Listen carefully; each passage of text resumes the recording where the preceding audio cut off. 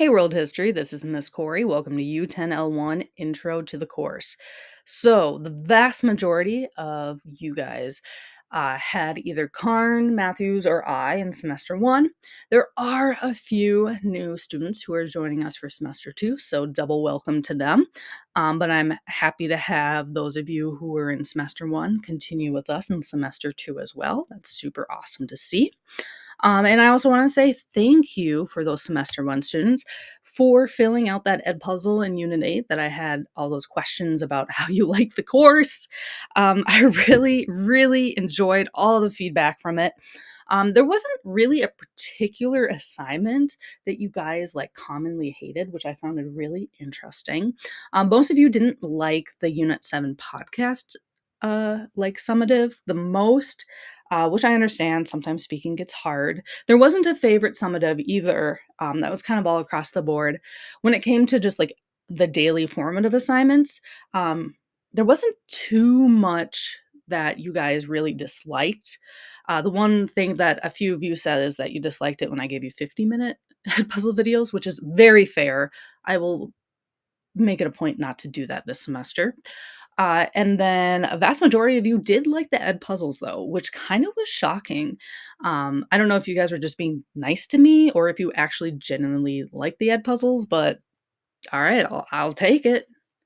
All right, so let's get started for today. So today is just an intro to the course. I know if you were with me in semester one, a lot of this is stuff you already know, but it's really just a good refresher, and I'll try to go as fast as I can. So we have two teachers that teach world history for online. We have Karen Matthews. She teaches section one. That is your icon on Schoology. Or you have me. My name is Corey Stodic. You can call me Miss Corey, though.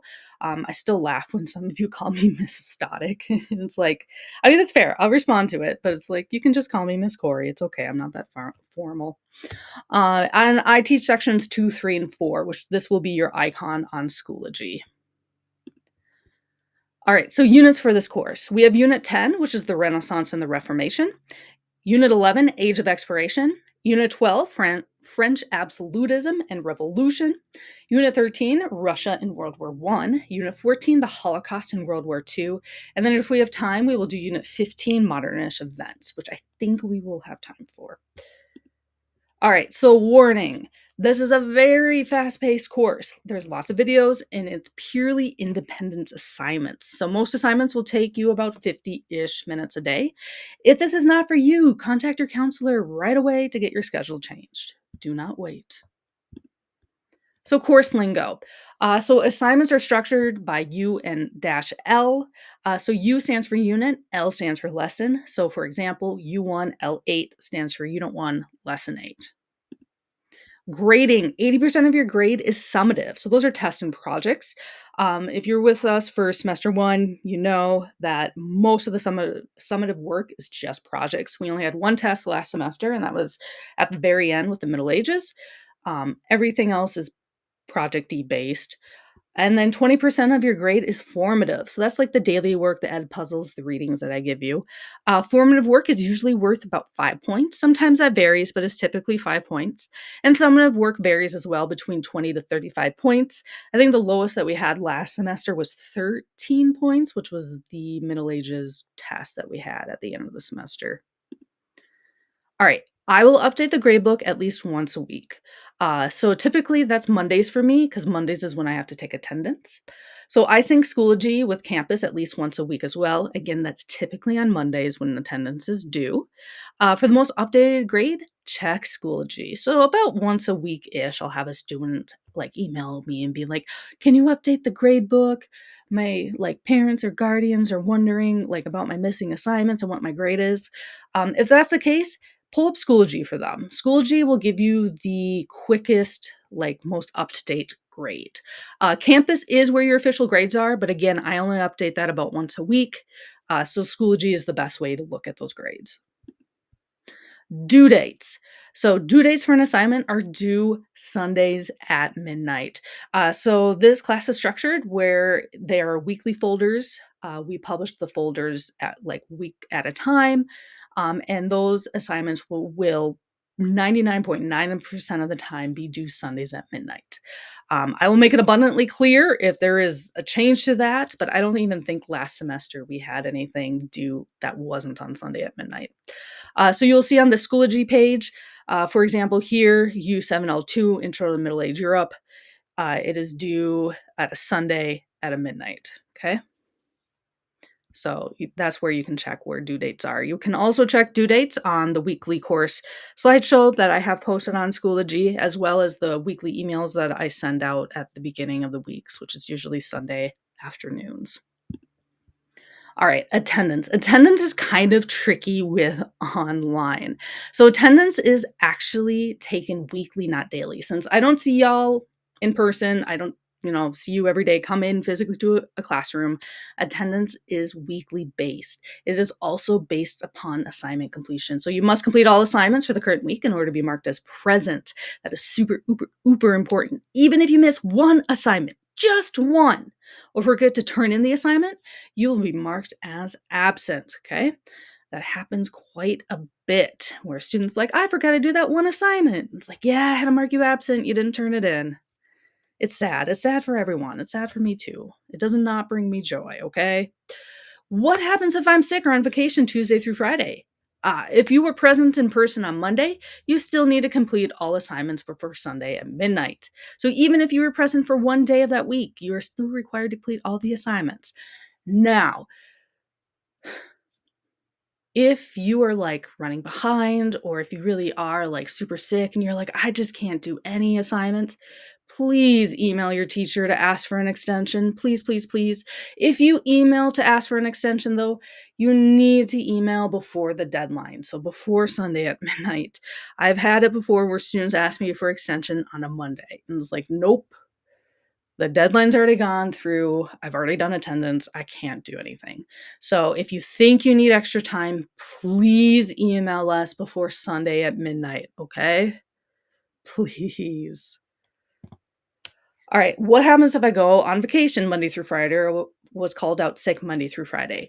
Again, you need to email your teacher to let us know that you'll be on vacation or you'll be out sick the whole week. So the really tricky thing with online classes is technically we are our own high school. So if your parents or guardians call into Elk River or Zimmerman or Rogers and be like, hey, we're going on a vacation to Arizona for a week, my student will be out. That's awesome, but as an online teacher, I do not get that notification actually, because we are a separate school. So if you will be gone, please email your teacher to let us know, or else we won't see it and you will be marked as absent.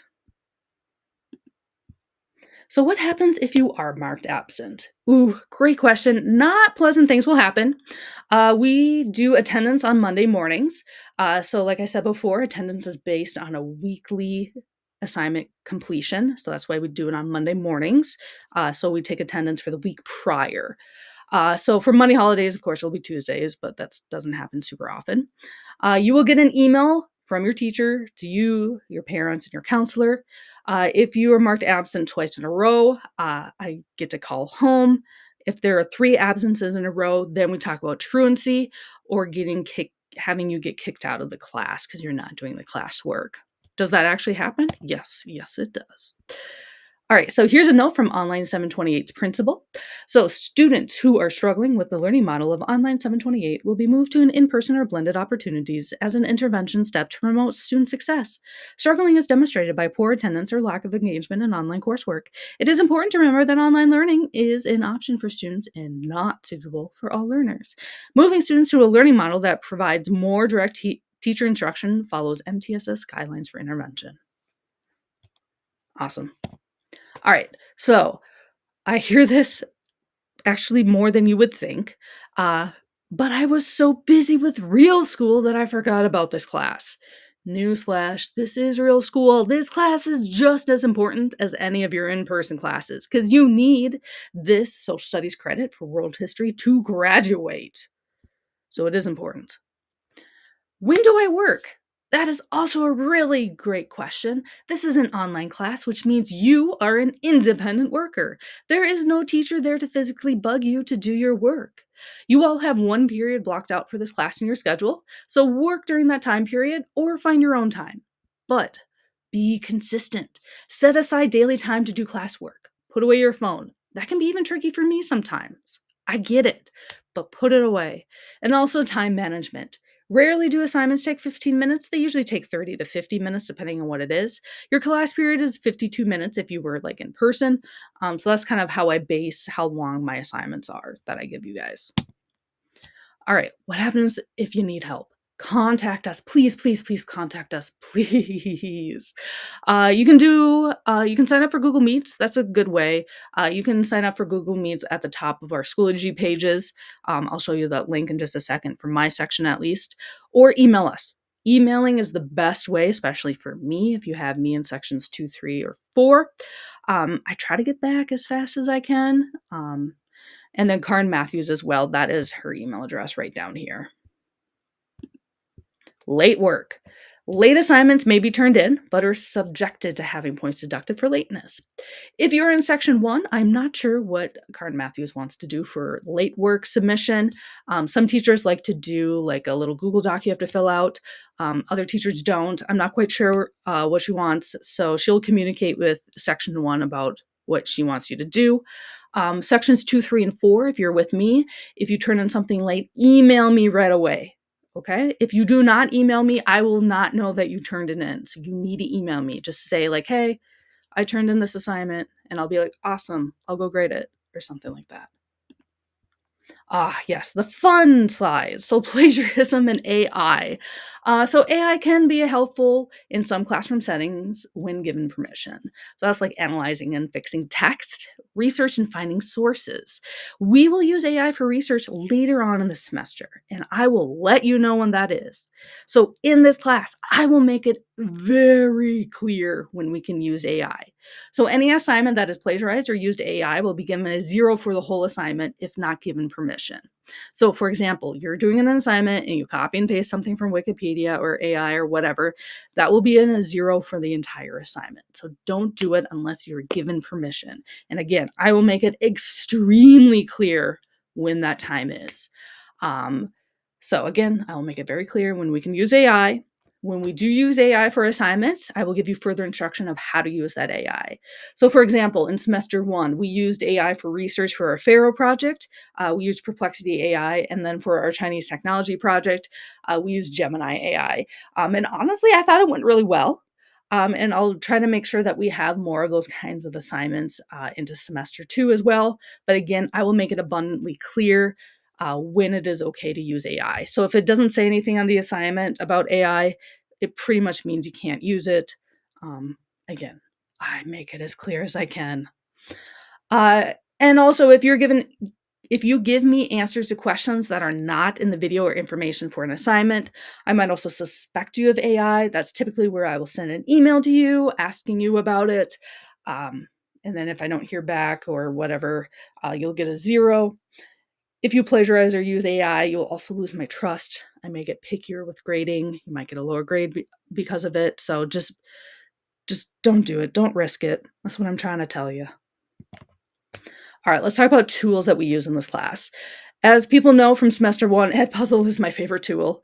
That is my main tool. We use it weekly, if not multiple times a week. And the reason why I use Edpuzzle so much is because it's kind of my alternative for you reading the textbook. So instead of having you read the textbook, I make these lecture videos instead to tell you about information that is from the textbook. I just feel like most of you would probably rather listen to an Edpuzzle than read a textbook. I could be wrong though. It's also the tool that you're using right now.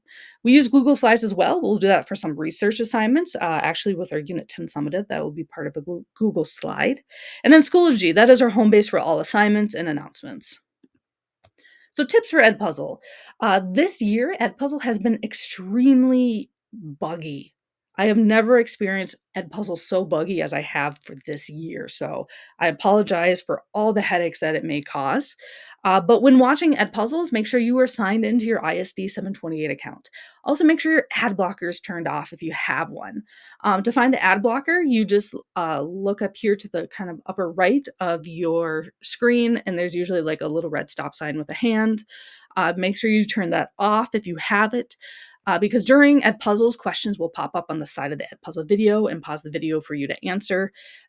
If these do not occur, you need to make sure you turned off your ad blocker. For you to get any points, you must watch the Edpuzzle to the very, very, very end. Typically, there's like a symbol that says like you're done or submit or something like that. And then also let me know if you have any questions with the Edpuzzle. I'm more than happy to help you out. So let's test this out. If the video does not stop for you right now,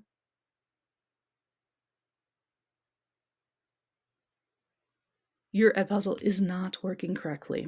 So turn off your ad blocker. If your video just stopped for you and you had to answer the question, if you were a teacher, what subject/class would you want to teach? Then Edpuzzle is working for you. All right, so make sure you watch all the Edpuzzle. So again, when watching the Edpuzzle video, make sure you watch until the very, very end. If you don't, you won't get points for the video and you won't get a score, which means that you will be marked as absent. All right, Edpuzzle lingo. So when watching lecture videos are Edpuzzle videos that I make from scratch. So for example, here's one that we'll talk about with World War II.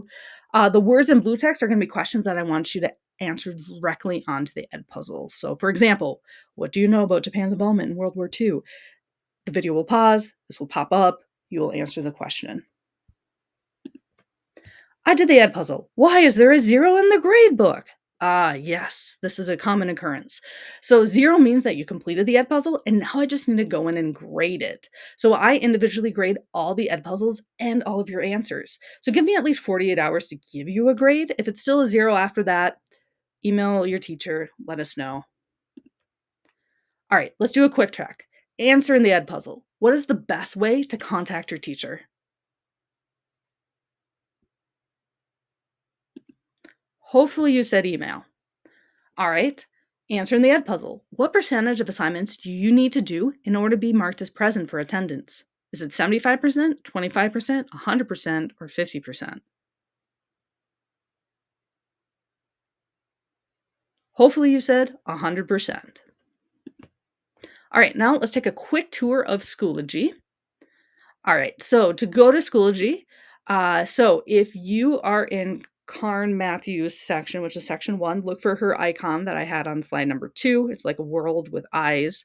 If you are in sections 2, 3, or 4 with me, you are going to find this icon right here. It's an elephant with blue text. You're going to click on that. You will then see at the top of your page your teacher information. So this page is laid out very similar to what Karen Matthews has as well. So you'll have the name of your teacher on the top, some contacts. So here's my email. If you want to sign up for a Google Meets, you can click there. If you turned in a late assignment, just a reminder to email me. And then we have some parent guardian resources. It's just kind of like tech help a little bit. We have our syllabus, which is pretty much what I do with this whole giant slideshow. Then we have our weekly calendar. So this weekly calendar here changes every single week of what you need to do for assignments. Okay. And then we will have the unit folders as well. So in the unit folders, I'm not 100% done with this one, but if you click on it, you will see that there's always a calendar of what we're going to do for each day. And then we will have our weekly folders of like week 1 and week 2. And then I open those up every week. You will also find the grade book here if you click on the grade book. Let's see, what else do we have? That's pretty much all you have to click on this side, I believe. Yeah, probably. All right, let's go back to the slideshow. All right. Oops. There we go.